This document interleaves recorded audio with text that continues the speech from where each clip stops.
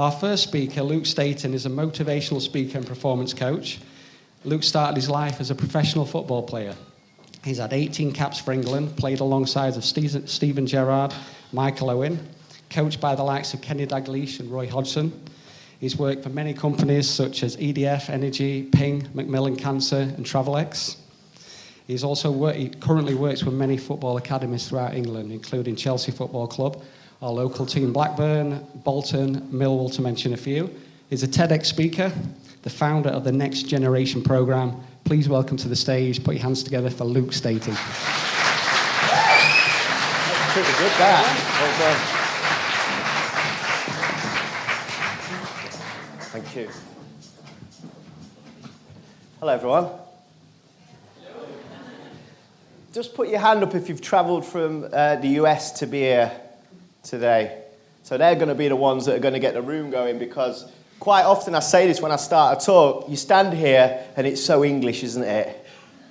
Throw the dice and it's just pass the dice. Imagine what that would be like in America.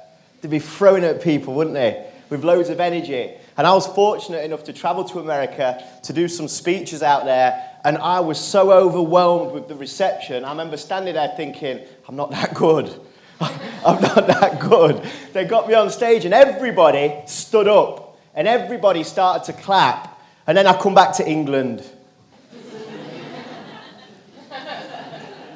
It's like so much effort, isn't it, to put your hands together and take your head from your laptop or your phone and to just do that. It takes so much effort. But what I've noticed very often in an audience is I do see some adults go like this. They go to clap and they notice the individual to the left or to the right's not got the same energy, and they style it out and just do this. Have you noticed that? And what I've noticed, I've worked with 60,000 young people now all over England, young people from 4 to 18. And when I walk into a primary school, as I stand there and I say to the children, who'd like to ask me a question? You get 250 kids put their hand up. And then all of a sudden, as we get older, we may have been laughed at once or twice by somebody else in the classroom, and then we become adults that may have a lot to say, just not brave enough to do so. Does that make sense? Just put your hand up if you can ever remember at school, putting your hand up and potentially not getting the answer right. Did your friends, put your hand up if your friends went, do you know what, don't worry about that, great effort. Or did your mates look at you and go, raise your hand if it was number 1. Raise your hand if it was number 2. And what happens once we put our hand up and we get the answer not exactly correct? What happens the second time? The hand stays down. And then the person sat next to you, they put their hand up, they give the correct answer, and you go, I knew that. But he gets all the accolade. Does that make sense? So we're going to have a little bit of energy before we start, because my job today is not just to create an environment for you to learn from, but to set the scene for the whole day, because I honestly believe everybody in this room has got the potential to go wherever they want to go. And I'm so fortunate today and proud to be here for the second time, because anybody can get a gig first time. Anybody. If your marketing is good, you'll definitely get loads of one-offs. But when you get invited back for the second time, that hopefully says that you did something decent last time, or they're struggling for people. I'll choose the first one. In fact, I was in the toilet just then and a guy said to me, back again. So I could have gone two ways. I'm thinking, it was you, weren't it? My friend there. Put your hand up. What's your name? John. So John goes, back again. And I'm like, full of I'm like, yeah. And he didn't go, for God's sake. He was like, brilliant. And we got talking. And what was really interesting, he told me something that I did last time that I totally forgot I'd done. Because I've never, ever delivered a speech where I've stuck to the script, as you can probably tell. I've got about 20 slides there, and I probably won't use any. Because I speak from here, and I live from here. I speak from the heart, and I live from the heart. So today I'm going to take you on a journey. I want you to start where you are now. I want you to notice the mood you're in, and hopefully feel and see how you are by the end of my talk, and hopefully I've improved it. And me and John will do a right said Fred act right at the end, because look at us both. For those that... Just stand up, John. Give John a round of applause. Let's go.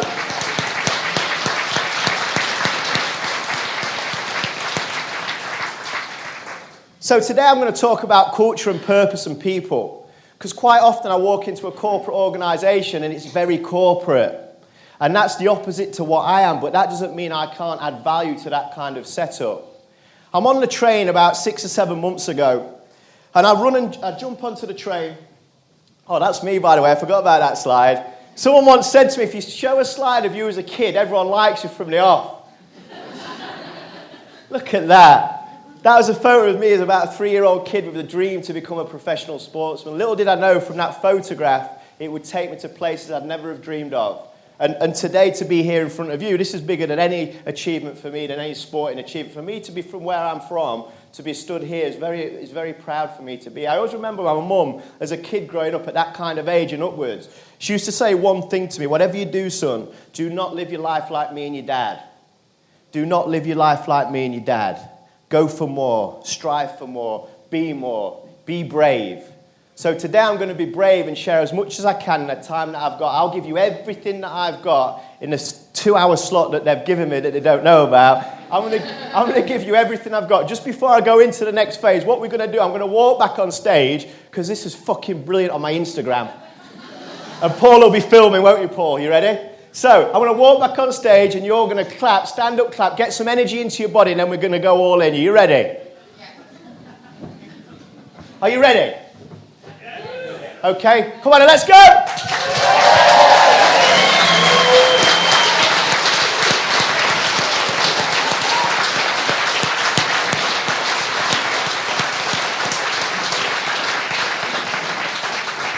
Thank you. I get on a train. I live in Retford in Nottinghamshire. I jump on the train, and there was no seats available, and I'm travelling to Manchester.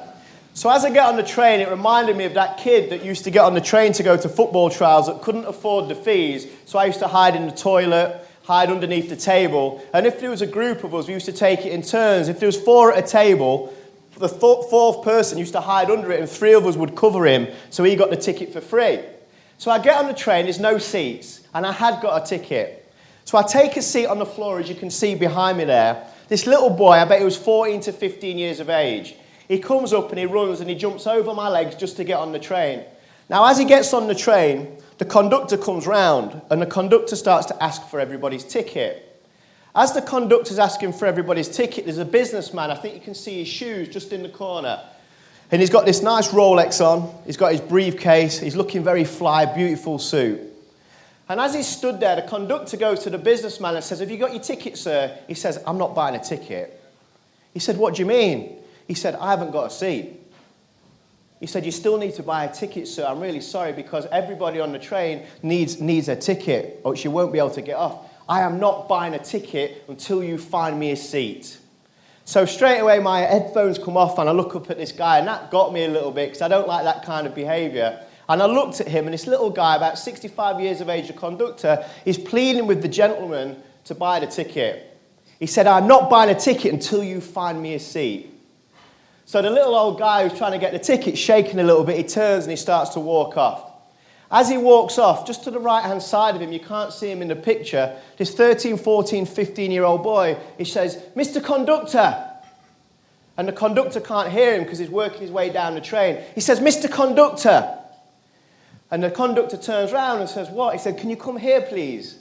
So the conductor comes walking back to the little boy. As he gets to the little boy, he stands there and he says, "I need to buy a ticket." And it makes me emotional saying it because the kid had nothing. And he stood there and he says, "I need to buy a ticket." And the conductor looks around and he goes, "Don't worry about it." He said, "Nobody will ever know." He said, "I'd have never known if you hadn't have shouted at me." He said, "But I would have." He said, "But I would have." He said, "I want to buy a ticket." So he goes, "It's £60. So as this is happening, the businessman now gets off the phone to his PA. What an idiot. "Why haven't you got me a seat booked?" He's ranting down the phone to his PA. He's got lost in the corporate world, and he's stood there looking fly, and he's shouting down the phone to his personal assistant, and I bet she's on the other end of the phone just doing that, isn't she? Let's be honest, she's not going to be really feeling sorry for this guy. So he hears the little boy asking for the ticket. He puts the phone down, he looks at the boy, and the boy starts to go into his pocket looking for coins and cash. And the conductor stood there trying to get this frantically busy train. And the businessman looks at the conductor and says, "Excuse me, stop." He takes out his bank card, he says, "I'll pay for his ticket, and I'll pay for my ticket." And he gives him the ticket, the conductor turns and he walks off. And the guy, the corporate guy, looks at the boy and he shakes his hand and says, "Thank you." He said, "I used to be like you. I used to be like you." And the conductor walks off, we get to Manchester and we get off the train, and the boy goes on his way. Because once upon a time we was like that.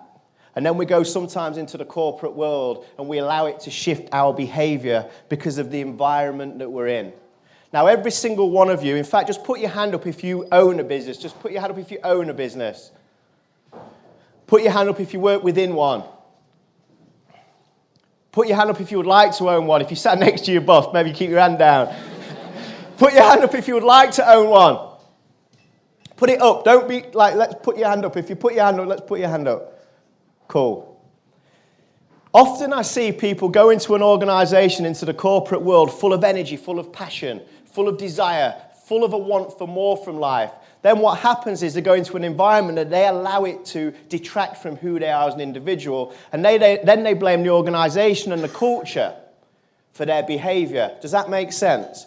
Quite often you see adults behaving like children because they're in an environment where it's about me, myself, and I. It's not about me and you together. Perfect example. An organisation I work with is striving to turn over £250 million a year. Imagine if they changed it from we're striving to turn over £250 million a year to we're trying to help 500,000 people per year. Imagine the difference of how that sounds, how that looks. And today Mark said to me, could you do a spin on your talk more about marketing?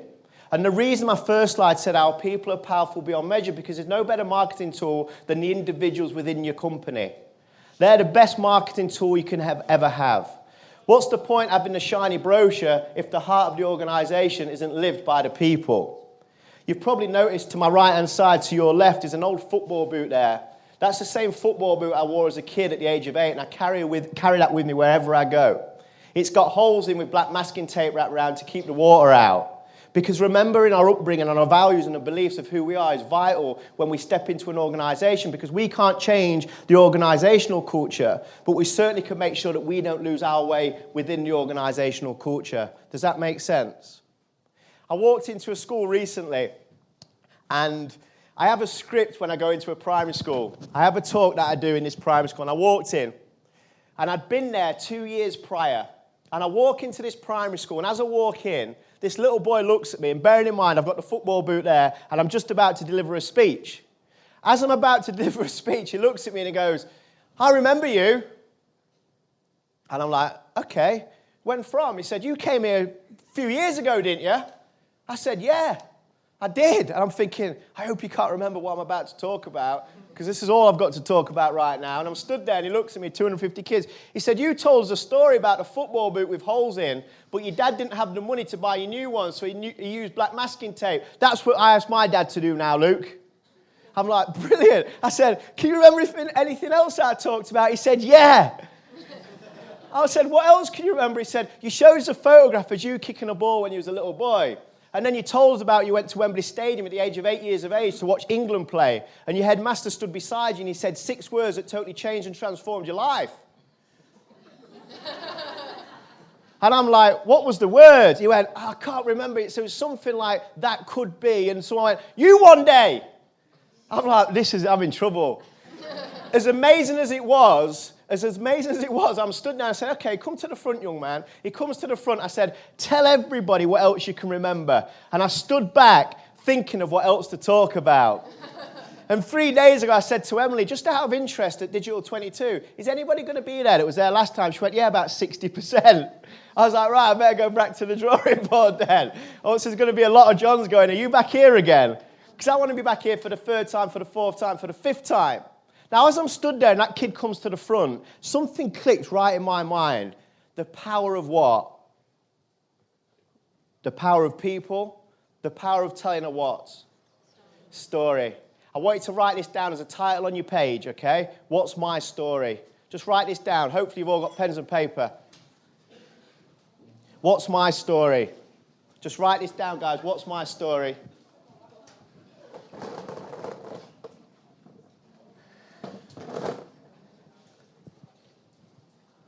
What's my story? Put your hand up if you've got a story. Put your hand right up if you've got a story. Let's have a look. Put your hand up if you've got a story. Has anybody on that table got a story? Who said that? Good girl. What did you say? Everyone's got a story. We all have a story. Our success is defined by what we do with it. Our success is defined by what we do with it. Okay? So what's my story? Underneath that, I just want you to write down 3 words that you would use to define you as an individual. 3 words that would use to define you as an individual. Go. 3 characteristics, 3 attributes, 3 words.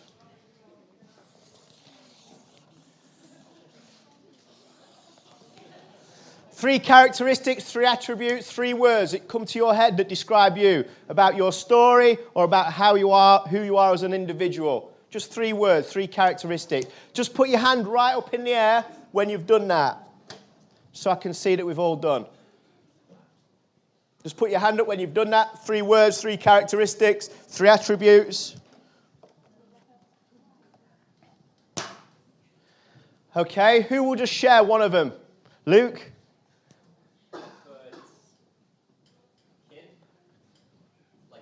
Kid, tell me what you mean, Luke.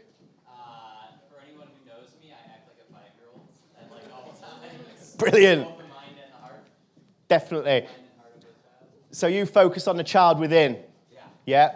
Put your hand up if you loved being a child. Put your hand up if at times you still like to behave like one. Yeah, definitely. Who'd share one? Who'd share one? Who'd share a word that they've written down? Just place it. Put your hand up. John? Perseverance.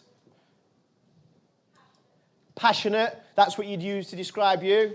I learned something really good in Australia in December. A lady used the word passion, and she said, do you know what passion means? And we was like, well, yeah, energy and all that. And she went, this is what I think it means. And she did this. She wrote the word.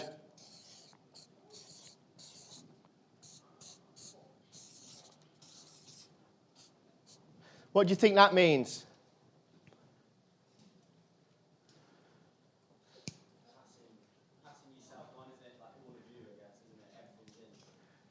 Give that young man a round of applause. Well done. Give him a round of applause. The lady said, wherever you go, you've got an opportunity to pass a bit of you on. And passionate. Wherever you go, it can be infectious or not. Anybody else share one of theirs? Someone from that table, guys, just because you're right out my sight. Look at your mate elbowing you. She's like, you do it. Pardon? Relax, that's good. Someone from this table? Friendly. Creative. Caring. Honest. Someone from that table to shout a word.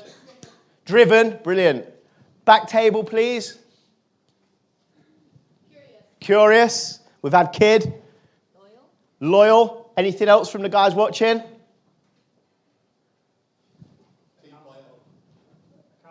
Accountable. Team player. Now, I walk into an organisation 2 weeks ago. They're in 195 cities in 40 countries. And we booked a room to do a seminar. But 2 guys chosen to eat their dinner in there. And they've got the laptops out. So the guy who's taking me in knocks on the door and says, excuse me, guys, we've booked this room. And the 2 guys goes, have you? He says, yeah, we've booked it. We've got a seminar. The guy said, are you sure you've booked it? He said, yeah, I've booked it.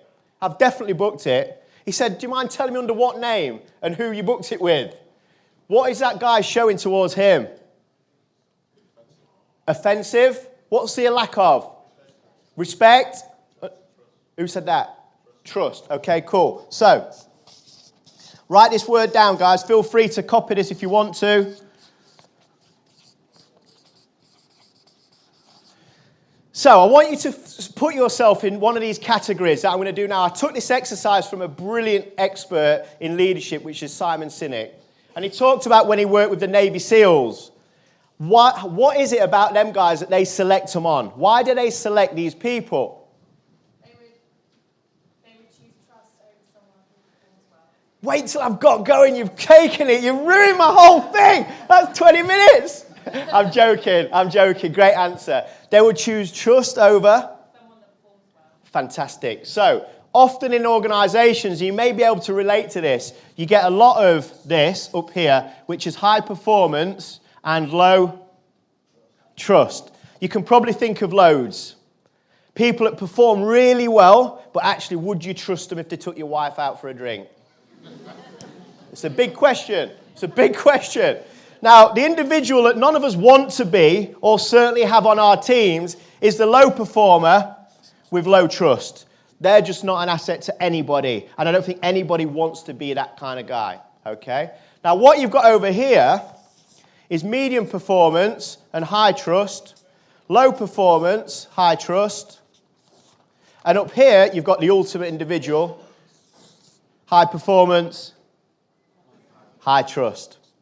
Now, I want you to look at that chart. So you've got high performance, low trust, low performance, low trust, high performance, high trust, medium performance, high trust, and low performance, high trust. Just have a look at it and just put a little dot where you think you live at the moment. And what I mean by that is not that you take your mate's wife out for dinner and don't take her home on time. Not that kind of trust. Are you trustworthy? That phone rings, you don't go, do you know what, I've got to get out of the room. Are you going all in, or are you actually just taking your foot off the gas a little bit because you become a little bit institutionalized and demoralized with the company or the culture that you're in? Where do you live? Just put a little spot or a dot where you live. And I want to think about the companies that you own or the companies you work within, and I want you to be very honest. And I want you to put a percentage of people of what you feel live here, in this box here. What percentage of people in your organization do you feel perform really high, but actually they're a little bit in it for themselves? They're a little bit in it for themselves, not for the team. And what kind of individual, what percentage have you got over here of a high performance, high trusting individual? Now that's where we'd all love to be, but are we honestly in there? We maybe are. Hopefully your companies have got a biggest percentage over here. But most companies that I work with, their biggest percentages, unfortunately, when they're very true and honest, is, do you know what, we've got loads of high performers that smashing the figures out of the park. Could we trust them if a company came in with a better deal to not go? I'm not so sure. Okay, so just put a percentage of what you feel your people are in. Now, what happens in the organizations that I work within around this is, guess which area is incentivized, and I'm generalizing, guess which area is incentivized more often than not? Which area? Performance. So an individual comes into your business, you talk about performance statistics. Some do, others, I know. I'm generalizing, okay? But often it's about performance. Now, if an individual's absolutely flying and doing really well, we focus on performance, and we recognize this person here. They get on a stage, they get awards, they get bonuses, they get trips on holiday, they get loads of perks. But you've got this guy here, which the Navy SEALs, by the way, the Navy SEALs say they'd rather have this person, and more often than not this person, than this person every day of the week. Because when the bullets are flying, this guy will jump in front of one, and when these are flying, he'll hide behind me. So I trust this guy implicitly. Does that make sense?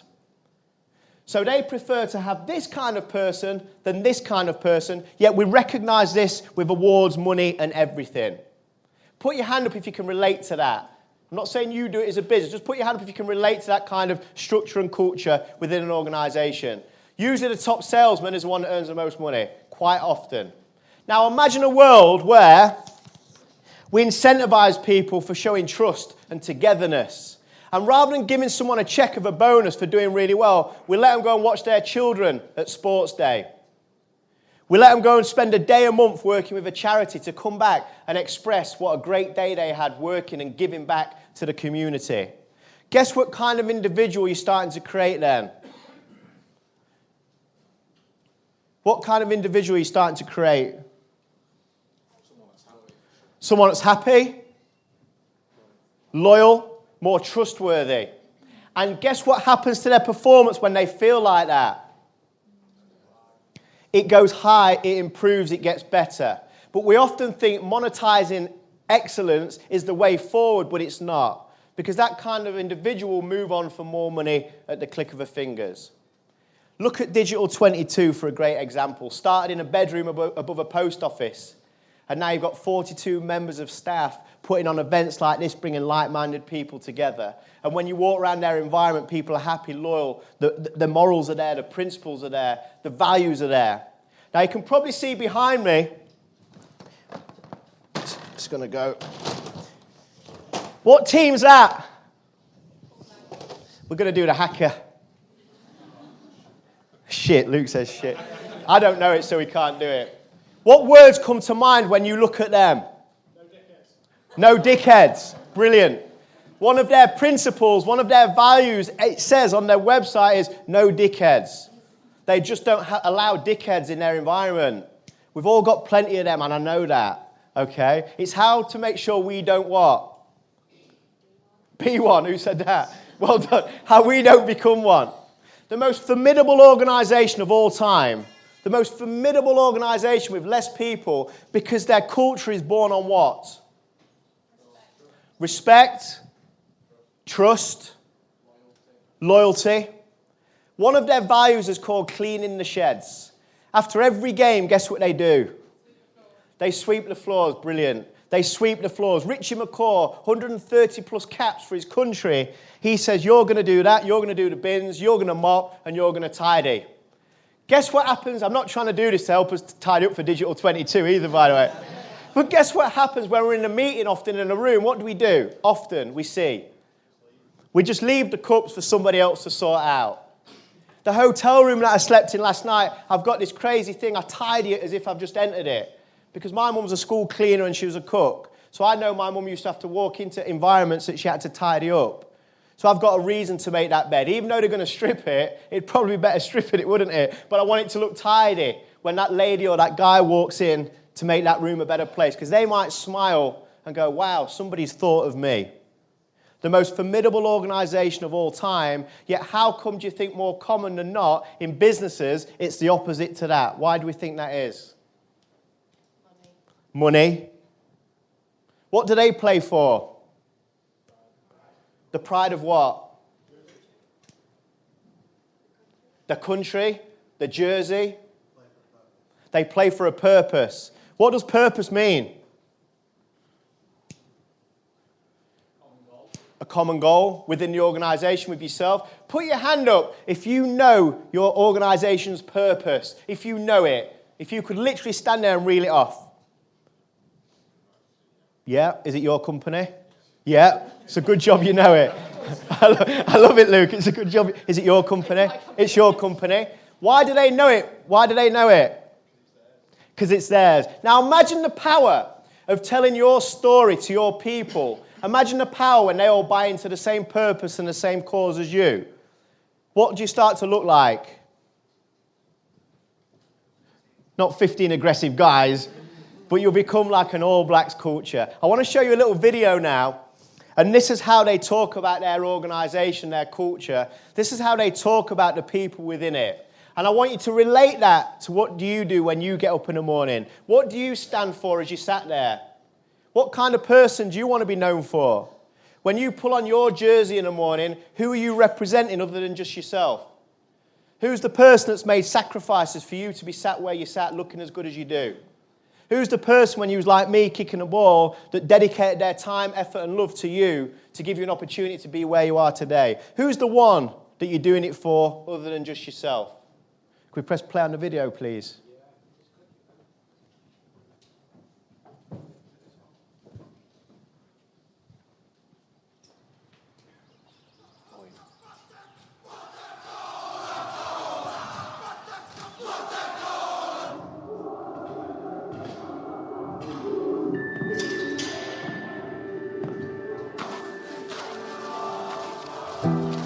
Children growing up aspire to be All Blacks. I think it's the heart and soul of New Zealand. I know how much the team meant when I was 6 years old, getting up in the middle of the night to watch the All Blacks play. When they're in the All Black team, they've been passed on the responsibility of that black jersey with the silver fern. It's their time in that jersey, and it's their responsibility to enhance the legacy. Better men make better All Blacks. That's really about self-improvement. And it's not only about rugby, it's about life. Young men driving together to produce something that they're proud of. I think it just encompasses that idea of you can always be better, whether it's off the field or on the field, and if you have that characteristic, then you'll be a great All Black. Good people make great teams, and people that aren't very nice, although they might be superstars, we don't want them. It's about sustaining a culture of success. Week in, week out, year in, year out. Being the best team in the world, that's our goal. If you recognise how much of an honour it is to pull on the black jersey, then the jersey will let you do things that you wouldn't have thought possible. As All Blacks, you're expected to win.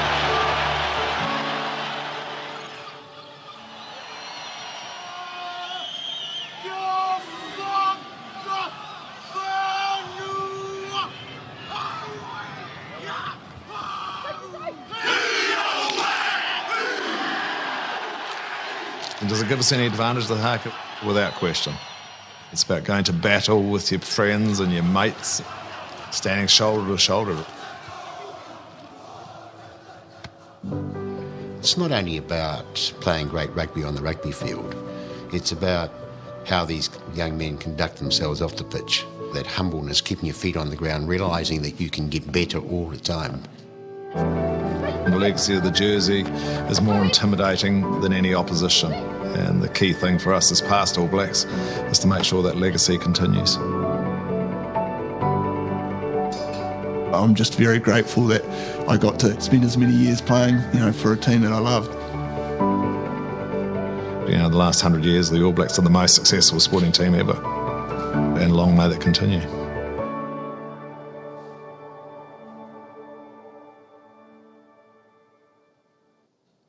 Just put your hand up if you'd like to be in that culture. Just put your hand up if you'd like to be a part of a culture that stood for something greater than just me, myself, and I. Amazing. What I love about that is everybody always says, I would love to be. Now, where does it all start? Where does it start? Yourself. You have to do it yourself. And what I find a lot in organisations is people detract from who they are because of where they are. And that can just never happen. Because if it does, you just become another number in a statistic and you look back on your career and go, was that it? So to stand for more than just yourself is a real powerful emotional leverage to have on yourself to make sure you put more in. I'm going to read this poem. Put your hand up if you like poetry. Probably not the best room to read a poem. About 5 people. The reason I read this poem is I did a tour recently for a company that got 3,500 team members. And I spoke to 800 of their people across a 6-week period. And 4 people out of the 800 actually put their hand up and said they wanted to be there at the beginning.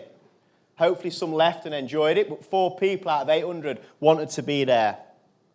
For whatever reason it was, they didn't want to be there because the organisation, bearing in mind, the organisation are paying me to go in and paying them for their time to be sat there, and they didn't want to be there. Why do you think they didn't want to be there?